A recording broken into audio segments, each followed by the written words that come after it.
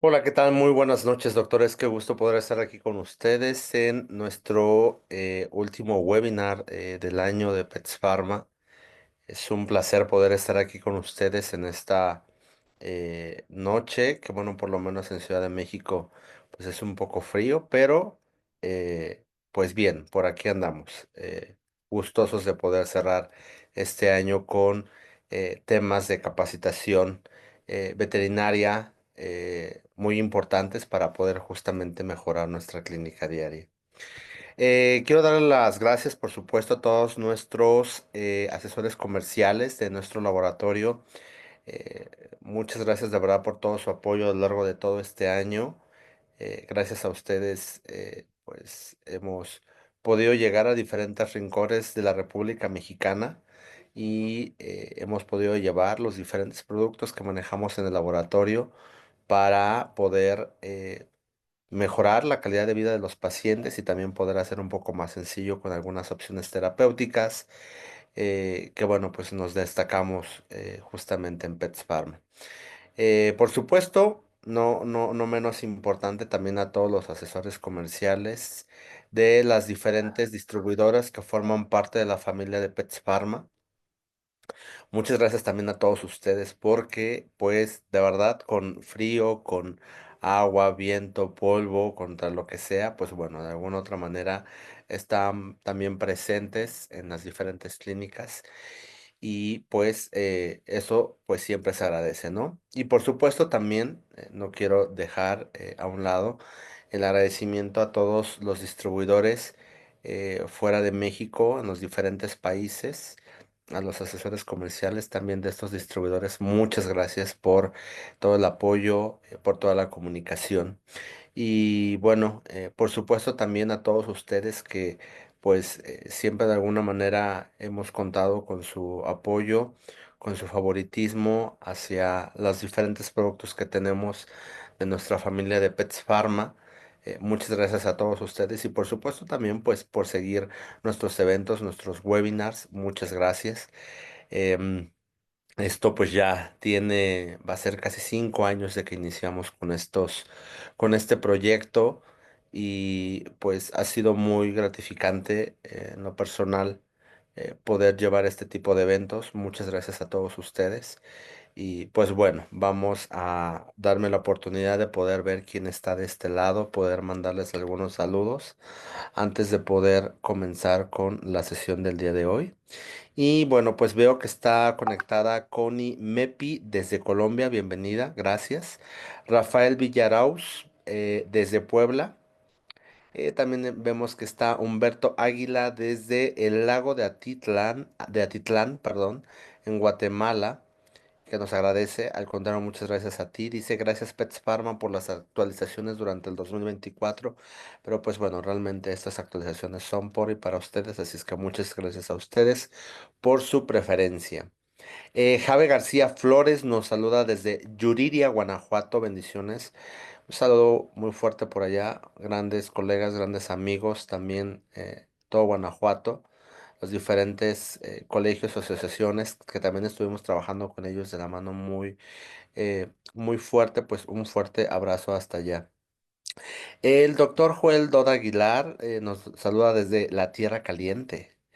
La doctora Ivonne Ramírez, como siempre, un gusto poderla ver aquí desde la Ciudad de México. Elizabeth Martínez, que nos saluda desde Oaxaca. Noel Moisés Navarrete, que nos ve desde Nicaragua. Uy, ya lo estoy perdiendo. Aquí está. Sergio Bueno desde Honduras, que próximamente también vamos a estar nuevamente por allá. Zabulón Gama, que nos saluda también desde Puebla. Carolina Isabel Lozada desde Perú. Alexander Barbería desde Montevideo, Uruguay. Tenía rato que no teníamos a alguien de Uruguay. Bienvenido, muchas gracias. Sobre todo por la diferencia de horario también. Aida Luz desde Nicaragua. Michael Flores desde Nicaragua. Marcelo Fernández desde Paraguay. Telma Johanna desde Guatemala. Areli Herrera desde Morelos.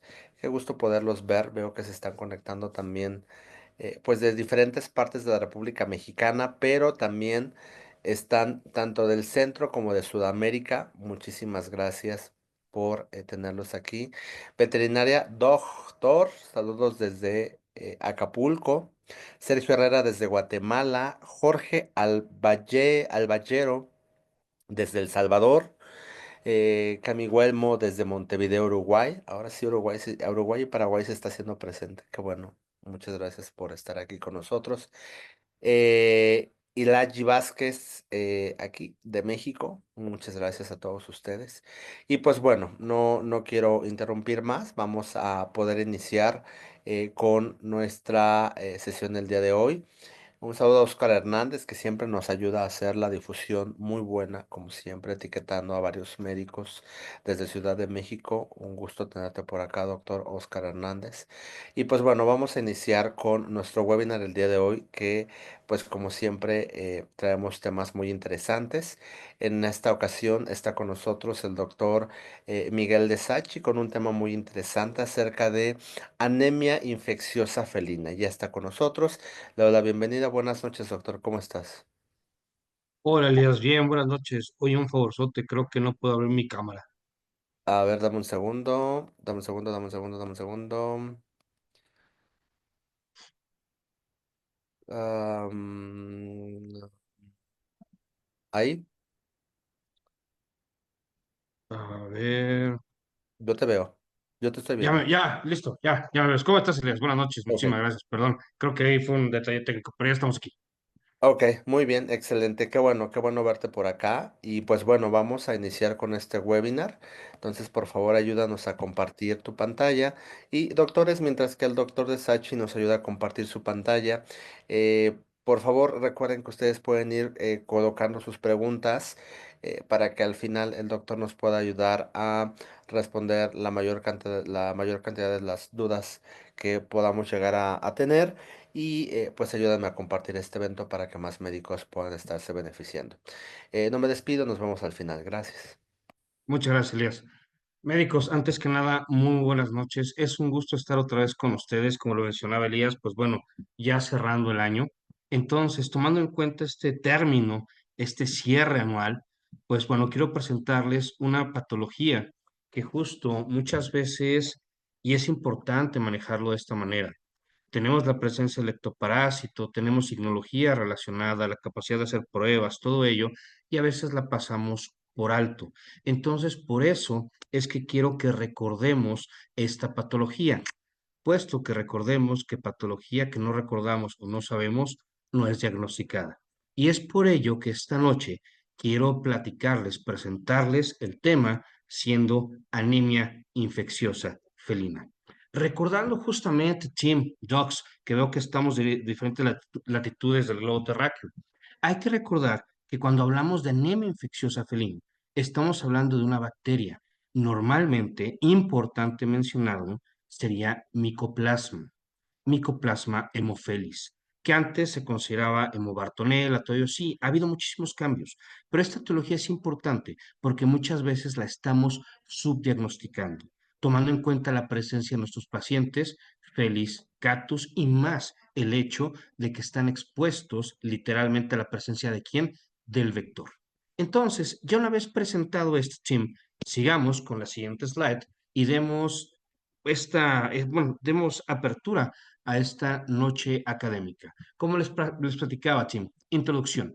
Importante recordar que la anemia infecciosa felina, que también existe la anemia infecciosa canina, pero bueno, quedémoslo con el Felis catus, la etiología serían micoplasmas hemotrópicos, siendo bacterias gram negativas, tomando en cuenta que estas pequeñas bacterias se unen en la superficie de los eritrocitos, causando daño y literalmente esa eritrolisis que justo es parte de la conjunción de este nombre, generando cuadros de anemia. Pero importante, la médula no se ve o no se irá desgastando.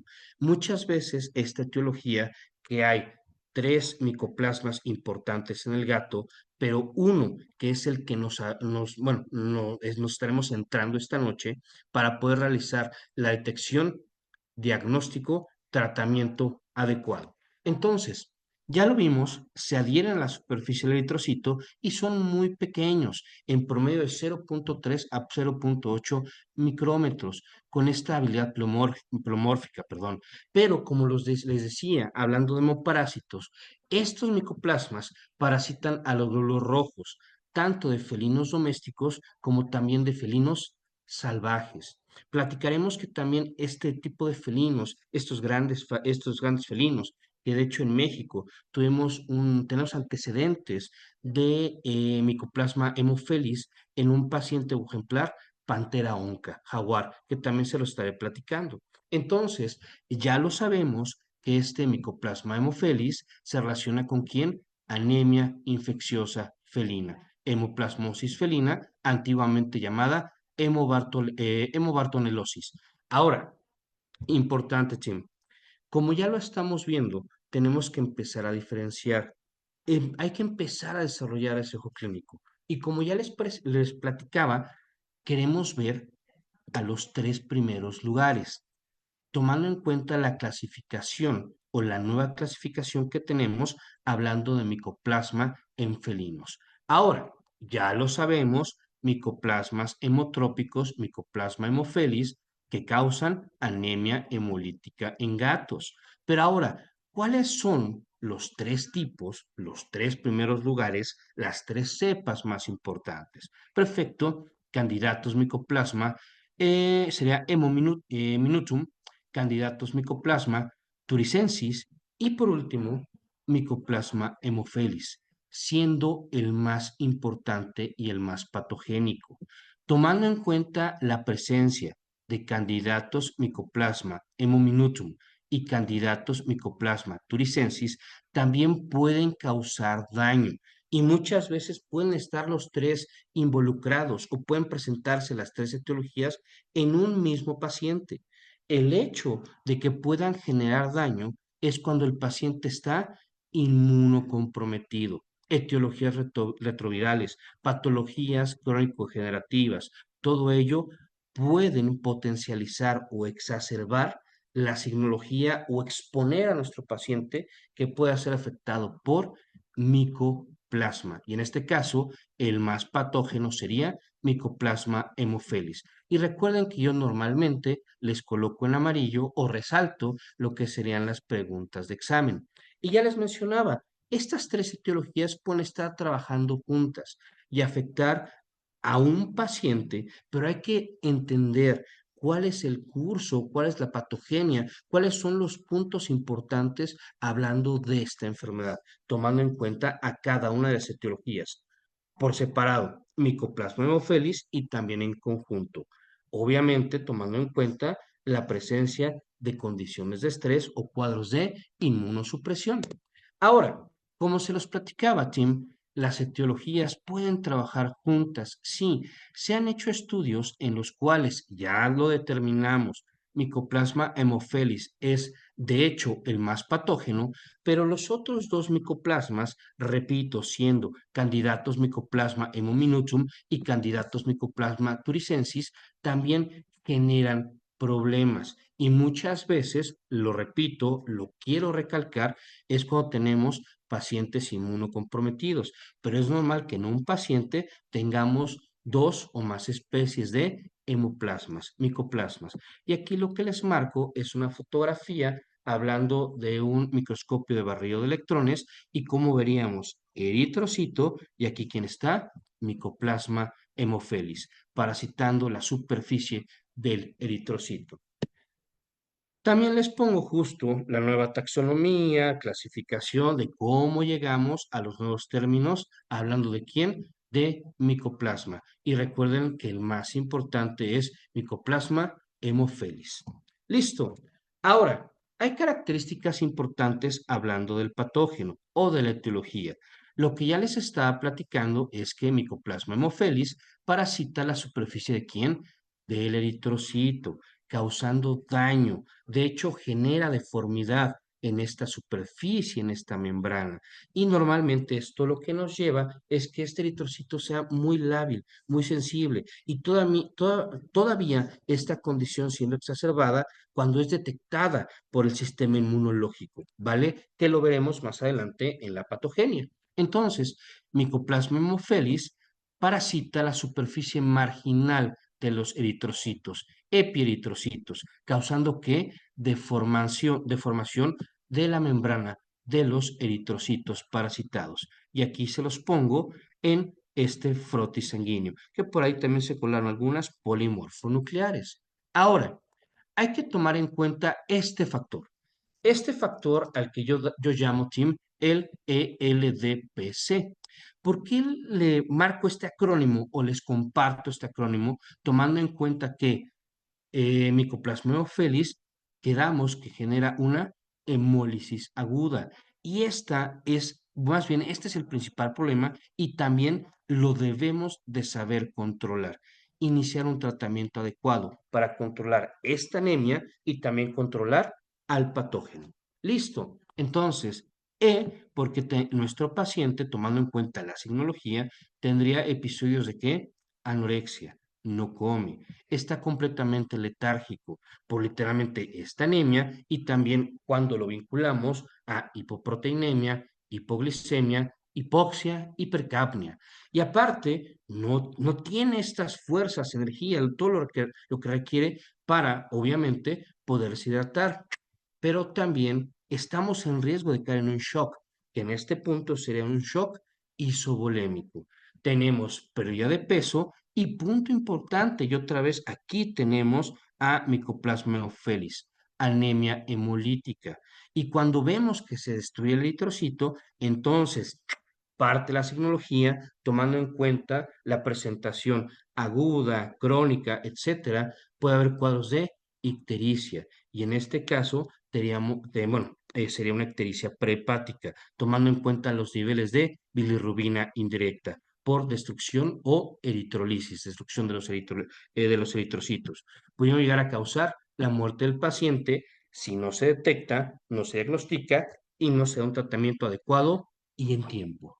Ahora, ya una vez presentado esto, Tim, hay que recordar a nuestro querido vector, nuestro querido ectoparásito, que se relaciona para que entonces podamos o tengamos la presencia del patógeno en nuestros pacientes. ¿Quién es? A mi querida cabeza de peine. ¿De quién estamos hablando? De la pulga del gato, Tenocefalides felis, que sería el hospedador intermediario, perdón, o el vector. Por eso entonces es importante también, ahorita que estamos, y mil gracias que nos están escuchando en distintas latitudes del globo terráqueo, en Sudamérica, todo ello, tomando en cuenta las condiciones medioambientales, que estemos cerca del trópico, que haya condiciones de calor, humedad, si tenemos la presencia de este ectoparásito que también ya se ha adaptado a muchísimas otras condiciones, debemos de empezar a tomar en cuenta esta etiología, esta patología, para también diagnosticarla y dar tratamiento. Y todavía más importante, Tim, porque esta patología muchas veces el paciente cursa por un cuadro agudo y se puede recuperar, pero de ahí tiene una condición crónica y se vuelve un portador sano. Pero la condición crónica va generando un distinto daño a nivel de distintos órganos y sistemas. Y seguramente, y escúchenlo bien, Tim, podemos tener un paciente félido con un soplo cardíaco que se podría relacionar a un daño referente a Mycoplasma hemophilus, que estos estudios también se tienen en humanos, que genera un cuadro de endocarditis vegetativa, un cuadro de estenosis valvular. Por eso es importante que recordemos todo ello. Y aparte de todo lo que les platiqué, Tim, miren, hay que recordar el manejo preventivo de quién, del ectoparásito, tomando en cuenta las moléculas, fármacos que ya nosotros conocemos, tomando en cuenta la aplicación, ya sean de pipetas, collares, lo que ustedes determinen, pero de verdad hay que empezar a dar un peso específico al manejo preventivo y no nada más el control del ectoparásito adulto, sino también del embrioblasto, larvas, pupas, esa maduración que se puede controlar también con moléculas como es el metopreno, también apoyarse de fipronil, etcétera, todo ello, o isoxazolonas, importante. Listo. Entonces, también hay que empezar a buscar. ¿Y dónde lo podría ver? Casi, ¿dónde lo podría determinar? ¿O qué es lo que tendría que hacer, Tim? Normalmente, la infección, en este caso, por Mycoplasma hemophilus, primero, tomen en cuenta que nuestro paciente está en riesgo porque muchos de nuestros pacientes Felis catus, pues de hecho, salen, no son indoors, podemos decir, están en casa al 100%. Salen, están expuestos a la presencia del ectoparásito, tomando en cuenta que la pulga es un parásito bueno, temporal que nada más suele alimentarse a nuestros pacientes, pero en este punto justo es cuando muerde, mordedura de tenocefálides y en este punto inocula al hemoparásito. Y entonces, para poder hacer el diagnóstico, debe ser paciente susceptible, la presencia del ectoparásito y ahora sí signología relacionada para determinar las pruebas que yo debo usar. Que en este caso, ¿cuál es la primera? El frotis sanguíneo, tomando en cuenta justo que se debe hacer una atención con quimsa y entonces poder buscar justo la presencia de esta bacteria de Mycoplasma hemophilus en la superficie del eritrocito. Importante. Y seguramente ustedes ya lo han escuchado. Hablando de anemia infecciosa felina, anemia infecciosa canina. Nos quedamos en anemia infecciosa felina. Mycoplasma hemophilus. Literalmente entre un 30%, un 45% del diagnóstico se le da, o dando este valor, sería con frotis sanguíneo. Para nosotros tener un gold standard sería presencia de ectoparásito, signología relacionada. Usamos o nos apoyamos del frotis sanguíneo, sangre periférica, pero también debemos de correr pruebas específicas, hablando de pruebas serológicas, que nos podríamos apoyar de LISA, COMS y también kits diagnósticos, que eso nos facilita la vida en la praxis diaria de la medicina veterinaria o en la clínica de felinos, ¿va? Ahora, por ello, siempre usemos el micro, pero el microscopio. Apóyense muchísimo de su microscopio, tomando en cuenta que esa llave, parte del diagnóstico importante, será el frotis sanguíneo, haciendo una observación microscópica, pero ahora, algo que también se los quería comentar. Y por eso es que el valor del frotis sanguíneo disminuye un poquito y hay que ser muy cuidadosos en este punto porque puede haber falsos positivos, puede haber otras estructuras que se asemejen a Mycoplasma a Haemophilus parasitando al eritrocito y ahorita se los platicaré. Y otra opción muy adecuada es usar la técnica, obviamente en años recientes, 2016 tenemos el estudio de la técnica de PCR, Polymerase Chain Reaction o reacción de la cadena de la polimerasa, que es un método de elección para el diagnóstico, perdón, de Mycoplasma hemophilus. Y aquí les pongo un ejemplo justo de los resultados de PCR positivos a Mycoplasma, pero como se los platicaba, Mycoplasma hemophilus puede generar daño por sí solo, pero cuando tenemos patologías concomitantes o tenemos patologías secundarias en los cuales el paciente está inmunocomprometido, la signología se exacerba, el daño es mucho mayor y en este caso es un paciente con SIDA felino. Hay que tomar en cuenta estas comorbilidades. Ahora, llegamos al punto. Ya se los platicaba que detección de comorbilidades es muy importante, ya sea leucemia viral felina, sida felino, insuficiencia renal crónica, insuficiencia hepática, pacientes cardiópatas, diabetes mellitus tipo 2, etcétera. Todo ello hay que tener en cuenta este monitoreo más todo lo que hemos platicado, Tim, presencia del ectoparásito, la exposición de mi paciente al agente etiológico, signología sugestiva o sugerente, pero también comorbilidades. Y aquí se los pongo. Estos micoplasmas, Mycoplasma hemophilus, son oportunistas. y más los dos que les había platicado, no tanto Mycoplasma ofelis, que repito e insisto, ese genera daño por sí solo. Entonces, ¿cuáles son ejemplos de comorbilidades que ya les había platicado, pero quiero que recalquemos, que recordemos siempre, tomando en cuenta justo las características que tienen bueno, que tiene Mycoplasma hemofelis? Puede estar asociado, hablando de coinfecciones como quién, virus de inmunodeficiencia felina y también virus de leucemia felina, más otro tipo de patologías que me generen cuadros de inmunosupresión. Repito, ya sea pacientes cardiópatas, pacientes nefrópatas, pacientes con hepatopatía o es más, pacientes oncológicos. Tómenlo en cuenta. Listo. Ahora, no debemos olvidar que también hablando de anemia infecciosa felina, micoplasma, ya lo vimos que se relacionan con otras patologías, pero vimos que los tres micoplasmas pueden estar generando daño en un mismo paciente. Va, el más patógeno es Mycoplasma hemofelis, pero también ¿quién creen que puede estar involucrado ahí?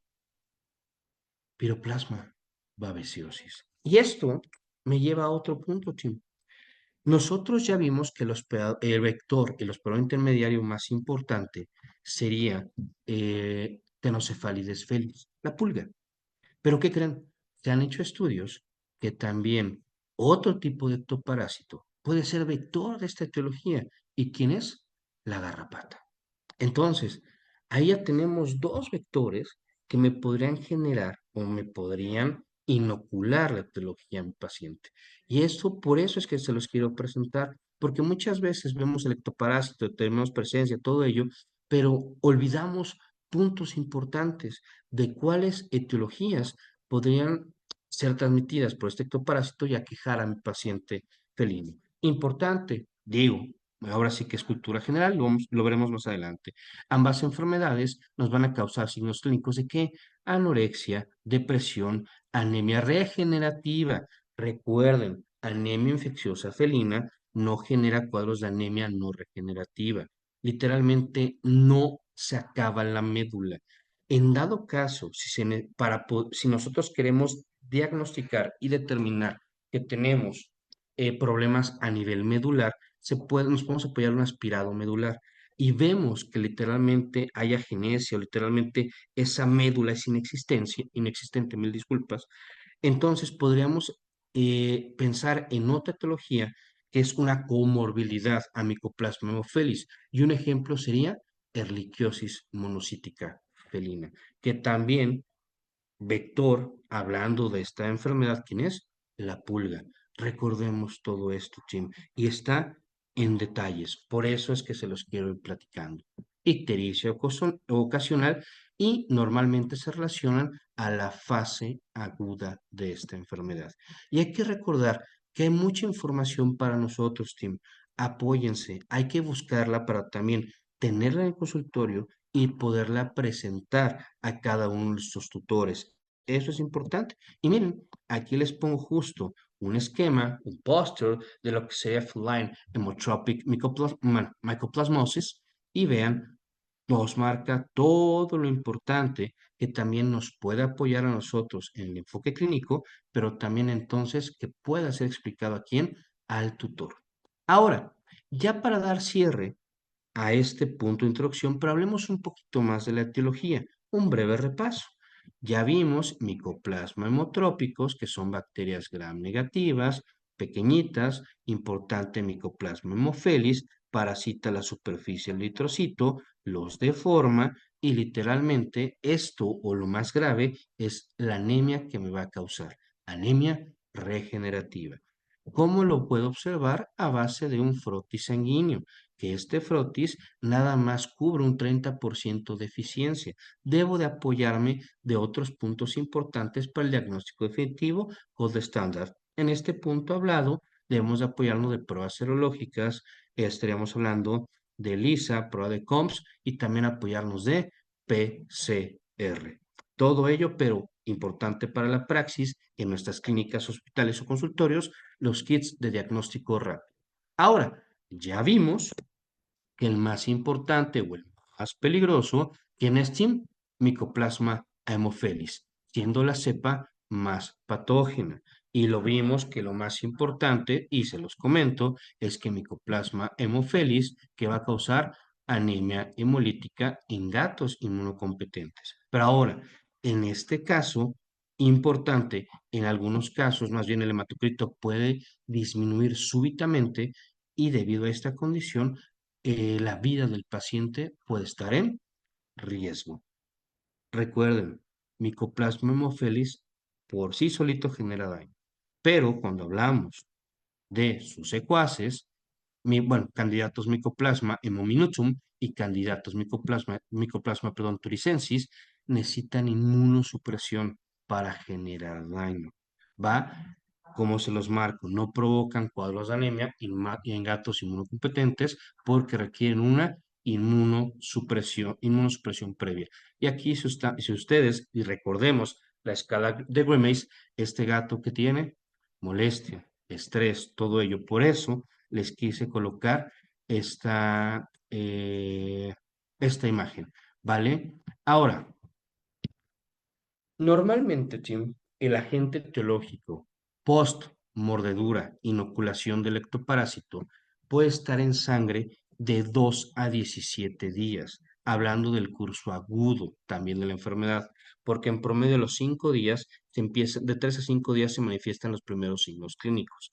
Ahora, puede permanecer activo en este paciente desde 3 a 8 semanas, generando literalmente una anemia que puede ser de leve a severa.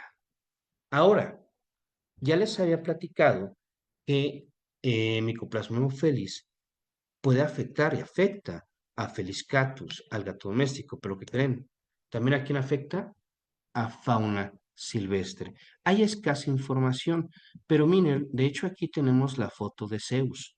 Zeus literalmente era un ejemplar que se encontraba en la península de Yucatán y se hicieron los estudios, todo ello y también se llegó a la necropsia y se determinó que parte de las complicaciones bueno, bueno, debido al deceso de Zeus, mil disculpas, fue Mycoplasma haemophilus. Entonces, también para que lo tenemos en cuenta, puede afectar a quién? A grandes felinos. Ahora, hablando de la etiología y su eliminación, Tim, se ha visto o se han observado partes bueno, del ácido desoxirribonucleico, el ADN de Mycoplasma haemophilus, se ha observado en dónde?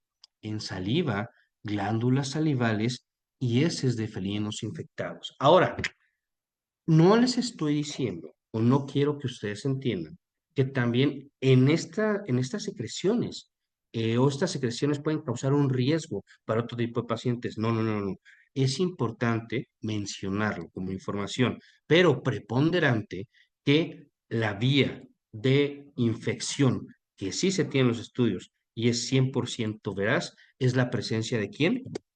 Del ectoparásito, de la pulga. Pero ahora, eso sí, lo que se ha visto que se han podido contagiar, hablando de estudios, pacientes felinos, hablando de Mycoplasma haemophilus, ha sido por interacciones o transfusiones sanguíneas o contaminación de todo el equipo hablando de la transfusión. Entonces, en este punto, sí hay que tener muchísimo cuidado con la iatrogenia. Entonces, para tener esta vía de entrada o tengamos esta exposición, inoculación del patógeno, debemos de recordar aquí en Tenocefalides felis, garrapatas, pero también puede haber una vía iatrogénica. Entonces, hay que tomar en cuenta que bueno, debemos tener cuidado con todo el material, hablando de qué transfusión sanguínea o cualquier otro tipo de material que tenga contacto o se requiera bueno, sí que tenga contacto con la sangre de nuestros pacientes, ¿vale? Ahora, ya lo vimos, importante. Micoplasma hemophilus genera daño por sí solito, cuadros de anemia regenerativa, pero también podemos tener comorbilidades y es muy importante el estado inmunológico del paciente, porque si están los tres hemoplasmas, Mycoplasma hemophilus genera todo el daño, pero tenemos dos secuaces que se ven potencializados por la condición de inmunosupresión. Ok, importante, generando anemia hemolítica intensa y la muerte. Ahora, ya lo vimos que otros vectores, aparte de tenocefalitis, ¿quién puede ser? Garrapata, amblioma y también mosquitos, aedes, etcétera. Entonces, hay que tomar esta información, Tim, y de verdad dilucidar en qué punto estamos y qué tan expuestos están nuestros pacientes. Y como se los platicaba, cuidado con la iatrogenia, cuidado con el uso o tomando en cuenta viales, jeringas contaminadas o el manejo masivo, hablando de qué, transfusiones sanguíneas. ¿Y qué creen? También ha habido estudios, Tim, en el cual vemos que hay una transmisión vertical, vía transplacentaria. Literalmente se encontraron gatitos infectados con 3 horas de nacidos. Son estudios, pero también se ha tenido antecedentes, repito, de justo esta condición transplacentaria o la presencia del antígeno en estos gatitos de 3 días de nacidos, ¿vale? Ahora, Chimo, signología, importante. Va, ¿cuáles serían los signos clínicos más comunes, tomando en cuenta la anemia que genera Mycoplasma hemophilus, anemia hemolítica regenerativa? Listo, primero, depresión, deshidratación, anorexia, debilidad, disnea. Les pongo en el punto 6, Tim, que es una fiebre que puede ser difásica. Y este punto, bueno, en el punto 6 difásica, que tiene 3 asteriscos, es porque puede ser difásica cuando el paciente ya es un portador sano o podremos hablar de la etapa crónica de la enfermedad. Entonces son fiebres difásicas o irregulares, ¿vale? En promedio, esa fiebre se puede presentar cada 48, cada 72 horas. Importante. Taquipnea, taquicardia, mucosas pálidas, ictericia, ya lo vimos, por esa hemólisis, será una bilirrubina indirecta, abdomen distendido, hablando de hepatomegalia, pero también esplenomegalia, porque hay que recordar que el vaso es el cementerio de los eritrocitos y también se vuelve es un órgano linfoide. Y entonces este vaso también tiene que apoyarnos de alguna manera y lo veremos más adelante porque hay una depuración que se lleva a cabo hablando de la patogenia de esta enfermedad, esta depuración que realiza el vaso para poder rescatar la mayor cantidad de eritrocitos que se pueda y eliminar al patógeno, ¿va? Y también tendríamos linfoadenomegalia. Ahora, ¿cuáles son signos menos comunes? Signos menos comunes, estamos hablando de lipidosis hepática. El paciente está completamente anémico, está hipoglicémico. Entonces, primero el paciente va quemando su reserva energética, que es grasa, después quema músculo, pero también en este punto en la generación mucoide de la grasa. Y entonces, ¿qué necesitamos? Energía, ¿para quién? Para el hígado y también para órganos importantes. Entonces, puede haber lipidosis hepática. Ahora, también puede haber ceguera. En este punto, no sé si se los habían platicado, pero también podemos tener lesión a nivel oftálmica ocular causada por Mycoplasma hemophilus, cuadros de hiperestesia, alopecia areata, signos digestivos, vómito y diarrea, y también, como se los platicaba, hay estudios hablando del punto 6 de Mycoplasma hominis en seres humanos que se relacionan con cuadros de endocarditis vegetativa,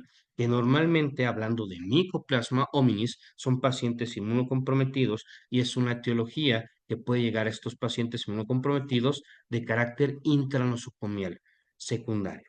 ¿Va? Ejemplo de cómo se ve la conjuntiva completamente pálida en este gatito.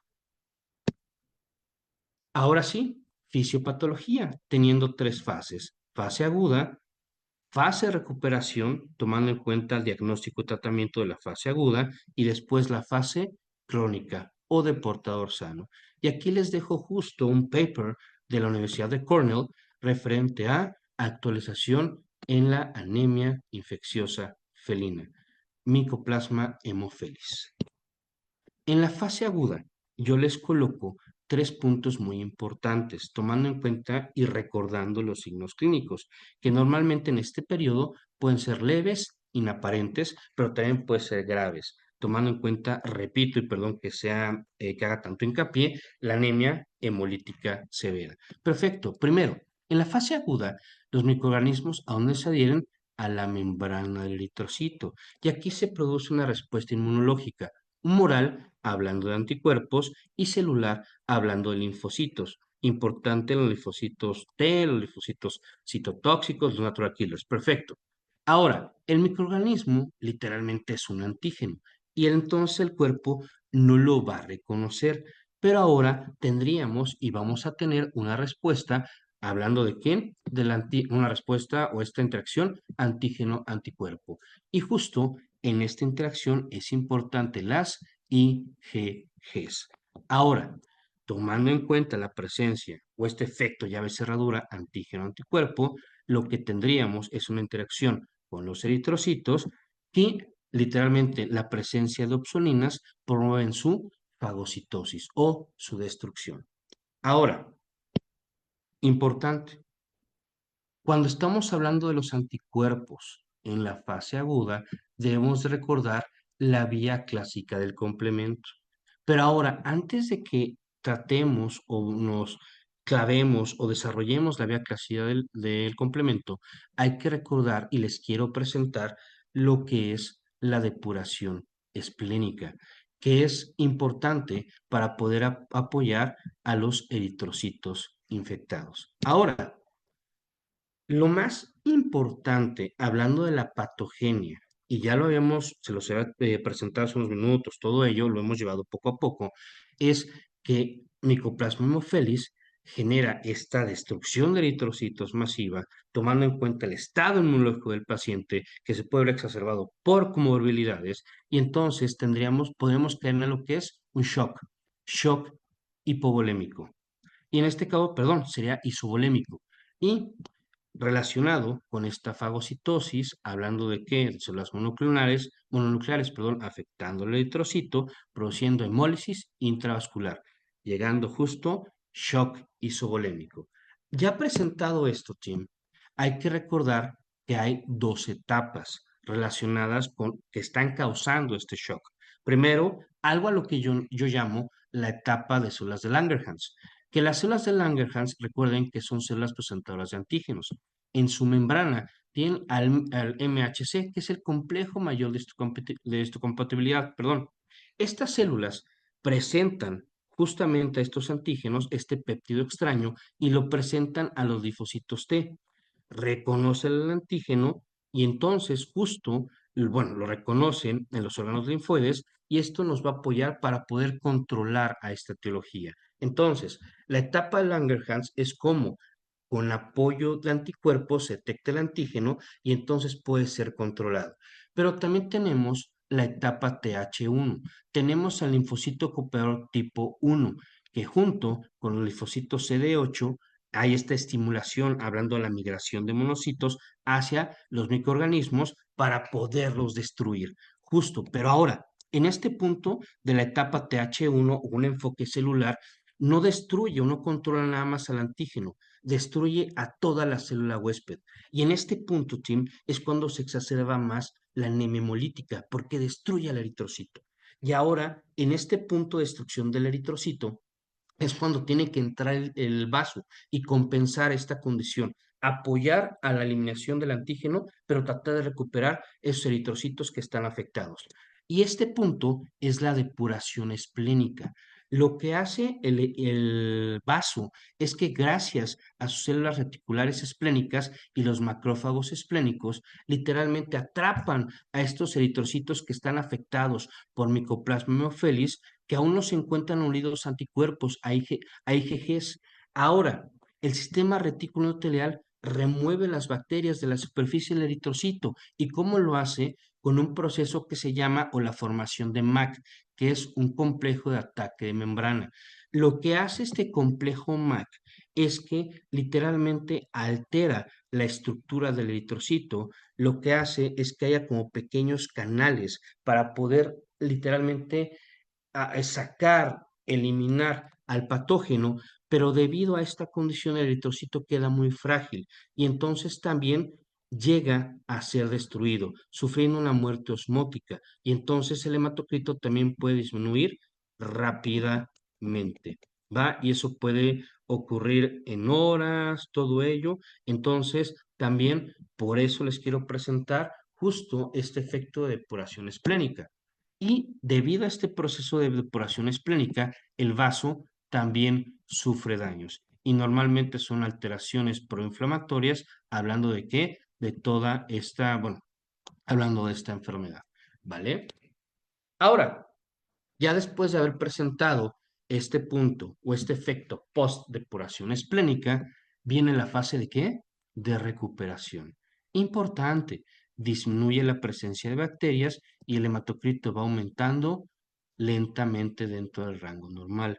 Ahora, después de este punto o en esta etapa, muchos de nuestros pacientes feliscatus, gatitos, se pueden quedar como portadores crónicos o entrar a la etapa crónica de la enfermedad. ¿Va? Ahora, y ahí cuando hacemos pruebas, frotis sanguíneo, se puede detectar el organismo en pequeñas cantidades. Cuando nosotros entramos a esta etapa crónica, entre comillas, portador sano, porque recuerden, puede haber patologías, perdón, ahí me estoy como que yendo, patologías o comorbilidades, ¿va? Esta fase de portador crónico puede tener una duración de ¿cuánto? 2 años, o se puede prolongar mucho más. Y era la simbología que yo les, hablando de la simbología que les marcaba hace poco, lipidosis hepática, soplo cardíaco, etcétera. ¿Cuántas veces no hemos recibido a los pacientes geriátricos con este tipo de condiciones? Sabemos que han estado expuestos al ectoparásito, todo ello.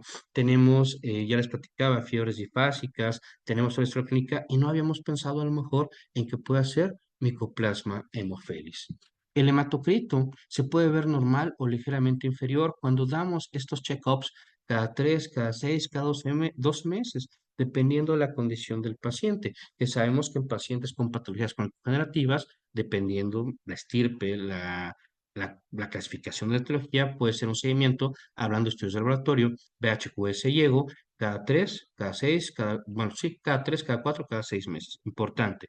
Y ahora, hablando, y debo marcar y nombrar signos importantes de Mycoplasma hemophilus en pacientes o en la etapa crónica, pérdida de peso, anemia moderada y repetimos, sea fiebre, pirexia intermitente, difásica.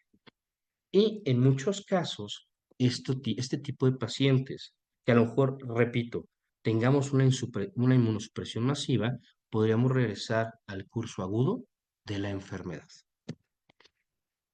Diagnóstico, Tim. Pues bueno, ya se los había platicado, hicimos hincapié, todo ello, que debemos tener al paciente que sea susceptible a la enfermedad Feliscatus, hablando de Mycoplasma felis. La presencia del vector, que ya vimos que puede ser uno, Tenocefalides felis, también puede ser garrapata amblioma, mosquitos, aedes, culex, etcétera. También que damos mucho cuidado con la iatrogenia, transfusiones sanguíneas, etcétera. Y signología clínica, dependiendo de la etapa aguda, recuperación, etapa crónica. Pero ahí apoyarse de estudios de laboratorio y justo el diagnóstico tomando en cuenta protis sanguíneo, sangre periférica, observación directa, y aquí lo vemos, de Mycoplasma hemophilus, en lo cual se ve la superficie de los eritrocitos o glóbulos rojos, puntos de color azul. ¿Qué tinción les recomendamos o se recomienda que nosotros usemos? Tinción de Wright o Diffquick son aceptables para la tinción y visualización del hemoparásito. ¿Va? Y recuerden apoyarse de pruebas serológicas. ¿A quién vimos? ELISA, COMS y también PCR. En la clínica tenemos kits de diagnóstico rápido para apoyarnos y justo tener un diagnóstico eficiente, asertivo, hablando de Mycoplasma hemophilus. ¿Cómo los veo? Perfecto. Ya los vimos, eritrocitos parasitados. Aquí tenemos a los micoplasmas en la superficie de los eritrocitos, se forman bicóncavos, están deformes y se consideran esferocitos. Ahora, recuerden que el frotis sanguíneo les puede dar falsos positivos. ¿Por qué? no es un 100% la sensibilidad del diagnóstico hablando del frotis, es un 30%, puesto que también depende de la severidad y de la etapa, hablando del curso de la infección o hablando de las características de la enfermedad, ¿va? Porque si ya hay ruptura de eritrocitos, ya hay una anemia supermarcada, ¿qué encontrarás? No hay eritrocitos que literalmente puedas ver, ¿va? Entonces es muy importante tener este punto bien claro. ¿Y cómo lo veíamos? Falsos positivos. Algo que puede dar un falso positivo es la precipitación del colorante, restos celulares y también los cuerpos de Hubble-Jolly, que los cuerpos de Hubble-Jolly Team corresponden a restos nucleares que se observan en masas, perdón, redondeadas únicas. Entonces, estos cuerpos de Hubble-Jolly también pueden ser un diagnóstico o un falso positivo. Ahora, ya platicamos puntos importantes, ya vimos también características de la etiología, ya veremos también, ya platicamos algo de la patogenia, todo ello, los problemas intermediarios, pero ahora hay que recordar el binomio Gold estándar de diagnóstico. Para Mycoplasma hemophilus, 30-50%, ¿quién te lo da? Visualización directa, hablando de la etapa aguda, para que puedas ver a la bacteria en la superficie del eritrocito. Perfecto. Pero después viene que te apoyes, hablando del diagnóstico, con los rapid test, hablando del PCR, que es el método de elección para el diagnóstico de Mycoplasma hemophilus o hemoplasmas. Es altamente específica. ¿Para qué? Para Mycoplasma hemophilus. Y aquí les pongo un ejemplo de estos kits para que ustedes los puedan ver. Seguramente ya han escuchado hablar de ellos o a lo mejor en alguna ocasión ya han podido usarlos. Y justo este tipo de kits son esenciales para poder tener este gold standard hablando del diagnóstico de Mycoplasma hemophilus. Y recordar, Mycoplasma hemophilus quedamos que genera un cuadro de anemia regenerativo. Cuando nosotros percibimos que este paciente, a pesar del tratamiento, no se recupera, todo ello, recae, es importante que tomemos en cuenta y se realice una aspiración de médula.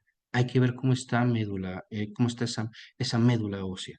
Si tenemos una médula ósea escasa, todo ello, se los comenté y se los repito, puede haber otro tipo de etiologías que estén causando este problema. Y una debemos de recordar a quién, Ehrlichiosis monocítica canina, que repito, el vector, siendo Tenocefalides felis, puede inocular las dos etiologías. Entonces, un gato con anemia no regenerativa, hablando de que, bueno, destrucción de eritrocitos, mil disculpas, tenemos que determinar qué es lo que me está generando esta anemia no regenerativa, que puede ser otro tipo de etiologías. Y aquí les marco cuáles son algunas de las técnicas para hacer o tomar esta muestra o este aspirado, hablando de quién, de la médula espinal, tomando en cuenta el húmero, la articulación del bueno, escápulo humeral y también se pueden apoyar de dónde, de las alas del ilion. Importante, vean. Ahí nos podemos apoyar, o siendo la segunda opción, para realizar, mil disculpas, este aspirado de médula o aspiración medular. Otro punto importante para el diagnóstico serían las concentraciones séricas de proteína. Kits para determinar concentraciones séricas de proteínas. Y estaremos hablando que, hablando de la fase aguda, son extremadamente útiles. Y en este punto estaremos buscando al antígeno. Entonces, felinos con signos clínicos, presencia de lectoparásitos, signos clínicos referentes aquí en Mycoplasma hemophilus, las mayores concentraciones séricas de suero amiloide, ASAA o globina, mil disculpas, nos van a ayudar para dar un diagnóstico, ¿vale? Aquí también les marco cómo estamos hablando del suero. Bueno, la proteína A de suero amiloide se relaciona o es un marcador de inflamación en muchas etiologías o es un marcador de daño. Y aquí estamos hablando que este estudio nos da que es un marcador referente al daño o la inflamación de Alerostrongylus obstrusus, ¿va? Entonces nos podemos apoyar también de estas técnicas. Tratamiento. Ya para irlo cerrando, Tim, pues lo más importante es controlar la anemia. El paciente está deshidratado, está en acidosis, canalizándolo, también en dado caso si requiere una transfusión, transfundirlo todo. Y hablando de bueno, del protocolo para transfundir a un paciente, les dejo este link, este paper, de cuáles son las actualizaciones referente a la transfusión sanguínea en felinos. Y aquí se los marco. Pero también lo más importante es poder controlar la etiología. Y el antibiótico más recomendable para controlar a este tipo de hemoparásitos, hablando de Mycoplasma hemophilus, recordemos que ¿quién es? Doxiciclina, oxitetraciclinas. Entonces, recordar justamente la dosis de doxiciclina, 5 miligramos por kilogramo de peso en felinos, vía oral cada 12 horas, o también a veces 10 miligramos por kilogramo de peso vía oral cada 24 horas, hasta por 7 o 10 días, dependiendo de la condición del paciente. Pero recuerden que también es muy importante controlar esa anemia regenerativa. Se pueden apoyar, repito, tomando en cuenta las características del paciente. Está deshidratado, todo ello, canalizarlo vía permeable, primero solución fisiológica, después apoyarle con soluciones hipertónicas cristaloides, pero también determinar, repito, en base a la condición del paciente, determinar si es candidato a ser transfundido, apoyarse de ello, todo en sinergia con un tratamiento, hablando de una antibioterapia. Y la opción número uno, ¿quiénes son? Las oxitetraciclinas, doxiciclina. También se pueden apoyar fluoroquinolonas como rofloxacina, todo ello, pero repito, en estudios, quien se ha visto que tiene un mejor efecto, ¿quiénes son? Doxiciclina. Y justo, ya para irlo cerrando, tratamiento ya sea con tetraciclinas, fluoroquinolonas, recuérdenlo también, a controlar esa anemia regenerativa, apoyando siempre las pruebas que ya vimos y desarrollando el ojo clínico, pero la doxiciclina se considera como la de menor toxicidad de quién? En felinos. Dosis 5 miligramos por kilogramo de peso, estaremos hablando cada 12 horas, vía oral, durante o hasta 28 días en gatos que ya consideraríamos positivos, hablando del diagnóstico de Mycoplasma haemophilus, ¿vale? Por último, justo aquí les pongo una rayos X referente a, debemos tener también un buen manejo de la doxiciclina, porque también nos podría generar problemas, ya sea de estenosis esofágica, todo ello. Entonces, hay que recordar cuál sería el protocolo adecuado para apoyarnos en nuestros pacientes feliscatus o felinos, eh, hablando de oxiciclina, y que no genere tanta irritación de la mucosa gástrica o del esófago, que ahí lo que marca es que hablando de la ingesta del fármaco, debe ser tomada con abundante agua. Pero bueno, eso ya les compartiré más información hablando de justo las características de la doxiciclina. Y, Tim, médicos, muchísimas gracias. No sé si por ahí todavía estás, Elías, para preguntas, todo ello, aquí sigo. Perfecto, muy bien, muchísimas gracias, doctor. Au, ya, listo. Muchísimas gracias, doctor, por la charla tan interesante, tan... creo que se tengo problemas con mi cámara. Creo que ya, listo otra vez. Tan digerible la información para que los médicos, pues de alguna manera, pues puedan estar aplicando con todos los diferentes casos clínicos también. Pues bueno, esto ayuda muchísimo siempre para que puedan tener un mejor pues entendimiento del tema. Noel Moisés Navarrete nos comenta que qué prueba recomienda Postmaster para identificar anemia infecciosa felina. Muchas gracias, Elías. Doctor Noé, bueno, importante, como se los platicaba, Doc.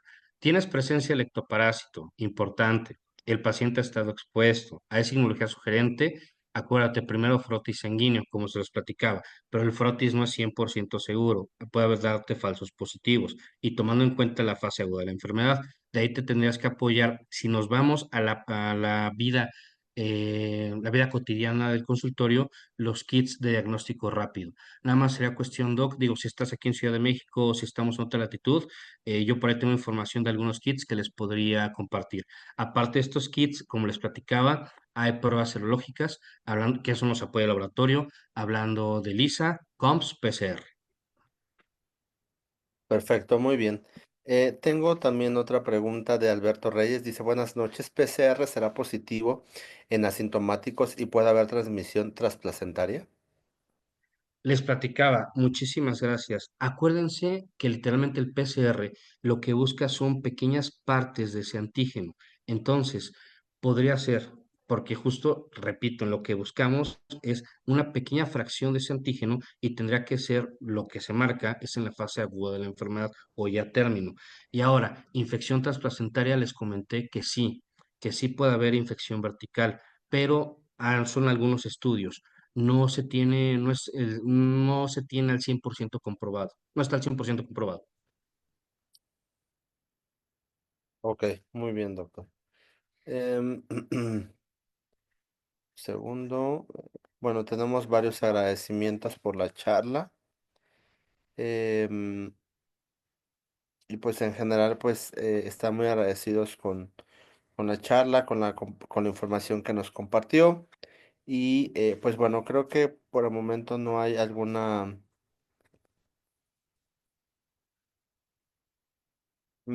otra pregunta, no veo alguna otra pregunta por aquí.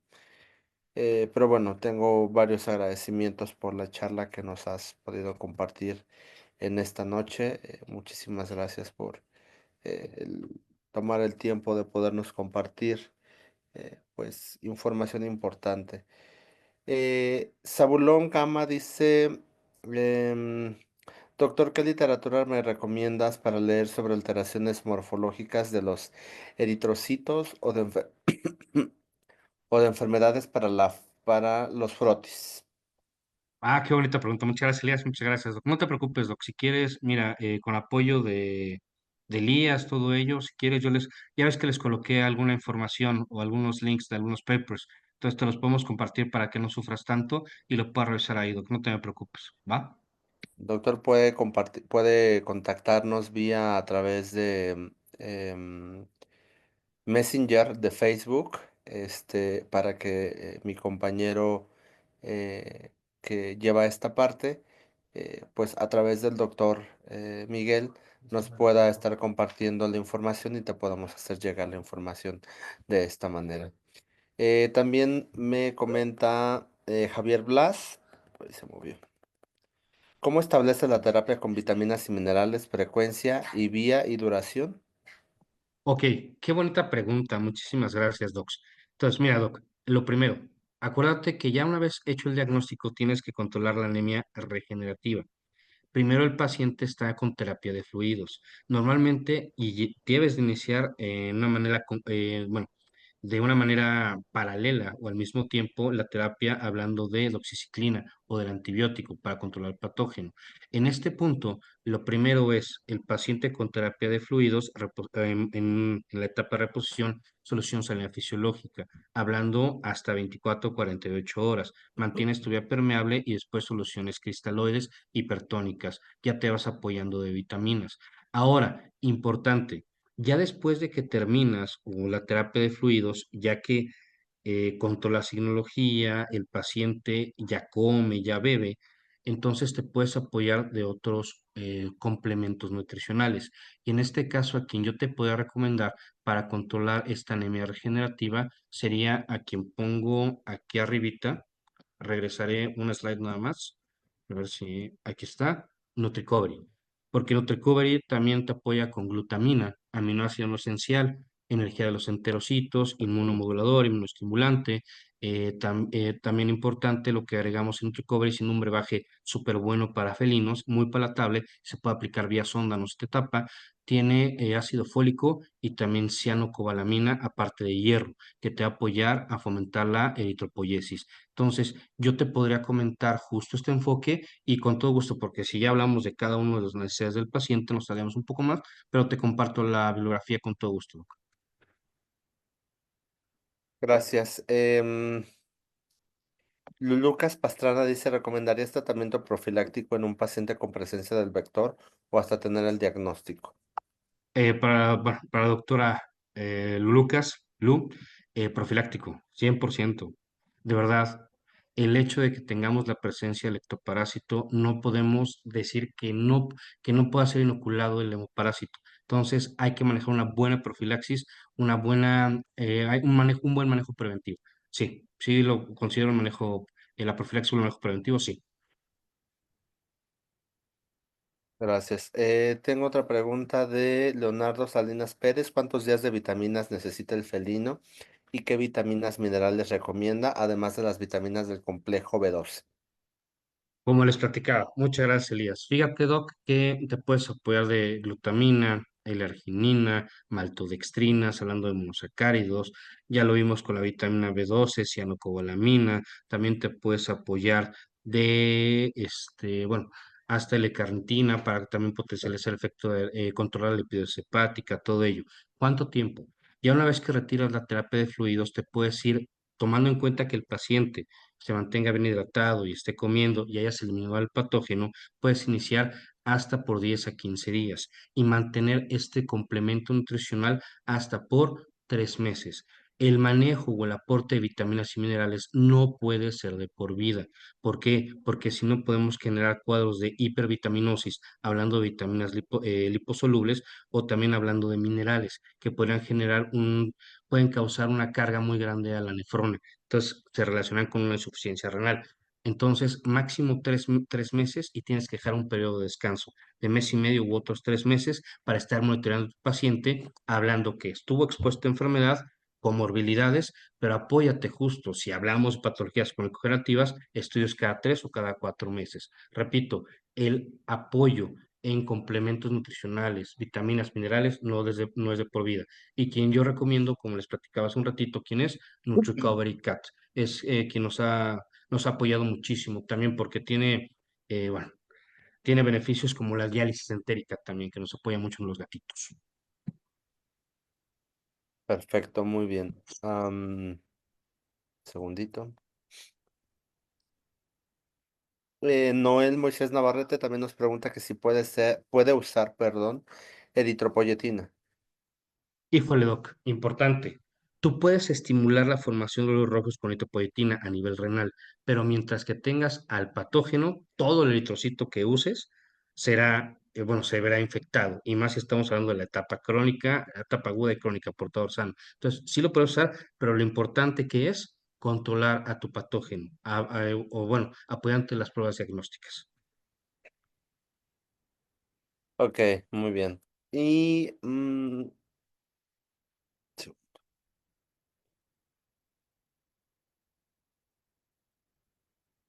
dice el doctor Javier Blas, muchas gracias por responder a mi duda.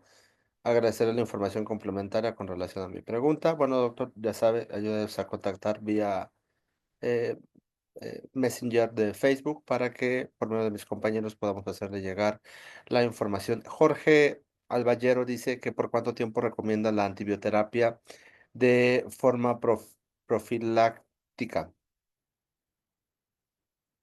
Profiláctica. Ajá. Doctor Miguel, tiene su micrófono cerrado.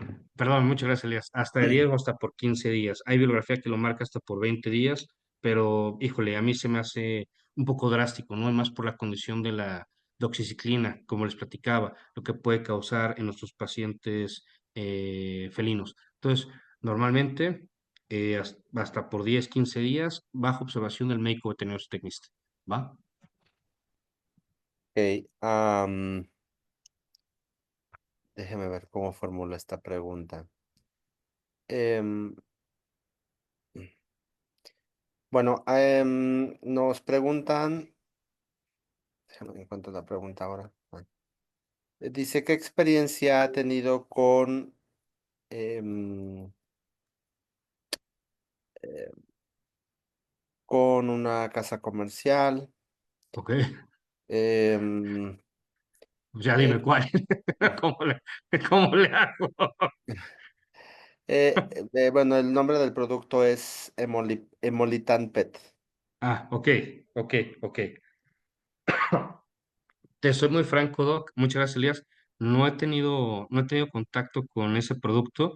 Si quieres, permíteme buscarlo, Doc, ver cuáles son los principios activos, cómo estimula el mantenimiento, la formación de glóbulos rojos o el mantenimiento de los mismos, estructura, y te puedo decir cómo nos podría apoyar, ¿no?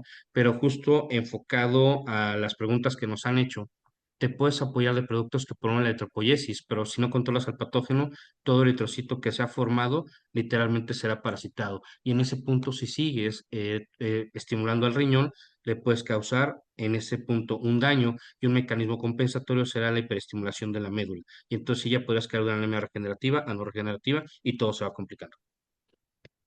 No me equivoco, es un producto muy similar a un Efader. Ah, ok. Pues bueno, si nada más son omegas, pues híjole, tendríamos un enfoque antiinflamatorio todo ello, pero déjenme buscarlo, ¿no? Ok, de acuerdo. Em,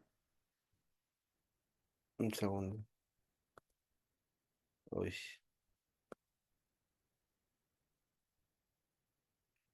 me están dando varios. Ok, ay, un segundo.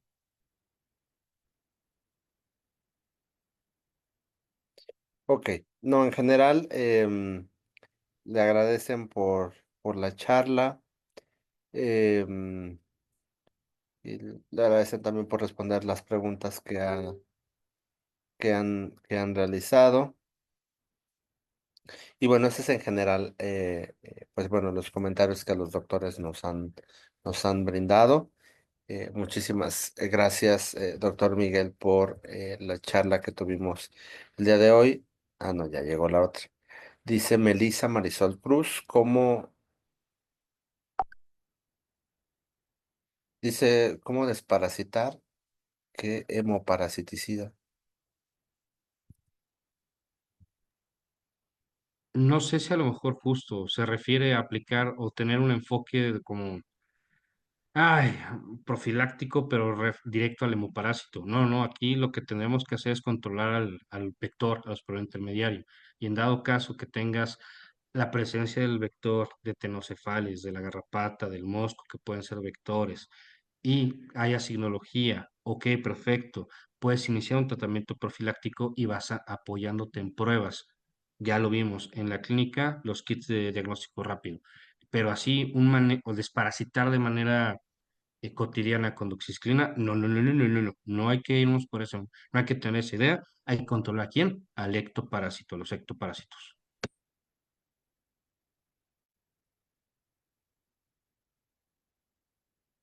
Ah, ok, muy bien. Te agradece nuevamente el tema de la charla. Muy bien, doctor. Pues bueno, en general, han sido pues las preguntas que han generado a través de este webinar. A nombre de Pets Pharma le queremos dar las gracias por la participación activa que ha tenido a lo largo de todo este año en los diferentes eventos, tanto de manera presencial como de manera digital. Gracias por toda la información que nos ha compartido y sobre todo, pues que de alguna manera esta información ayuda y beneficia en general a la comunidad de médicos veterinarios, más allá de pertenecer a un laboratorio.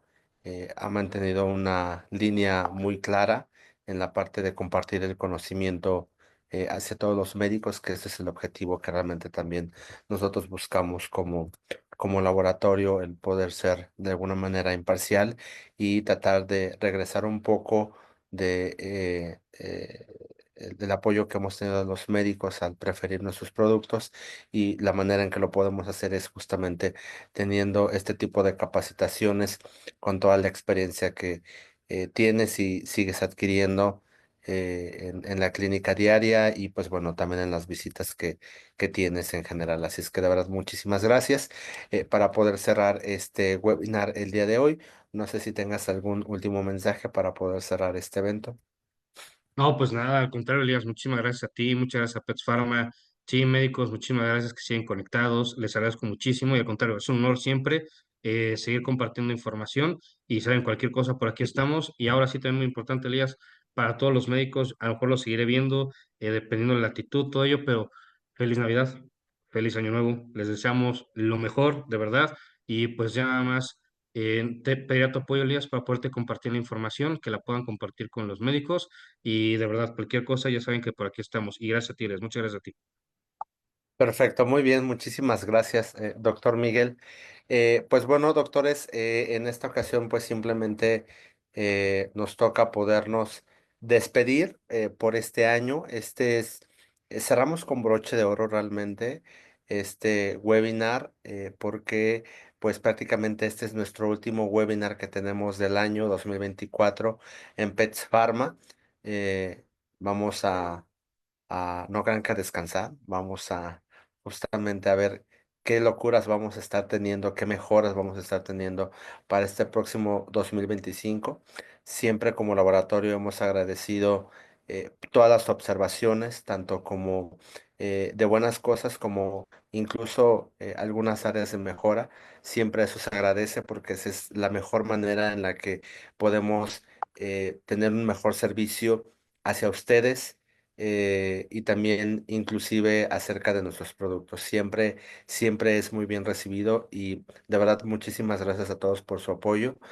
Em, este año que está por finalizar, pues bueno, nos ha traído diferentes circunstancias, pero siempre cada año es una nueva oportunidad para poder quizá hacer mejor las cosas o disfrutarlo de una mejor manera. Entonces, aprovechemos el tiempo que tengamos en familia. Yo sé que todos lo sabemos, pero a veces el tema de la vida diaria, el trabajo, los problemas, a veces nos hace olvidarnos un poquito de ellos. Sin embargo, creo que hoy somos muy afortunados tan solo de poder estar aquí, de poder escuchar a un increíble profesionista dentro de la medicina veterinaria, el poderlo escuchar, el poderlo compartir, el día de mañana el poderlo aplicar. A veces son cosas que damos por sentado y a veces no las llegamos a valorar y se nos olvida. Así es que de verdad no olviden valorar muchas cosas de las que tenemos, el que puedan tener a su familia también el día de hoy, los que ya están en casa, los que están en alguna guardia, pues bueno. Que les sea súper leve esta noche, pero tratemos de valorar todos y cada uno de los momentos que tenemos con la familia, con nuestros seres queridos, con nuestros compañeros, porque realmente no sabemos cuándo sea ese último momento, pero si llega a suceder, pues que nosotros nos estemos lo más contentos, lo más satisfechos posibles. Así es que disfrutemos absolutamente cada momento y pues bueno, afortunada o desafortunadamente, diciembre se presta mucho para poder convivir en familia. Muchas industrias también cierran, hay más oportunidad para poder ver quizá a las personas que por diferentes circunstancias de trabajo no siempre podemos estar, pero pues es una oportunidad. Entonces, de verdad, aprovechemos todo este tiempo, recarguemos pilas e iniciemos un increíble 2025 de una manera pues diferente y sobre todo con mucha salud. De parte de Pets Pharma, les quiero desear una feliz Navidad, un feliz año nuevo, un fuerte abrazo a todos y cada uno de ustedes, a todas sus familias y de verdad que nos vaya increíblemente muy bien el próximo año. Mientras tanto, me despido, como siempre, agradeciéndoles todo el apoyo que nos han brindado y que pasen una excelente noche. Nos estamos viendo pronto. Hasta luego.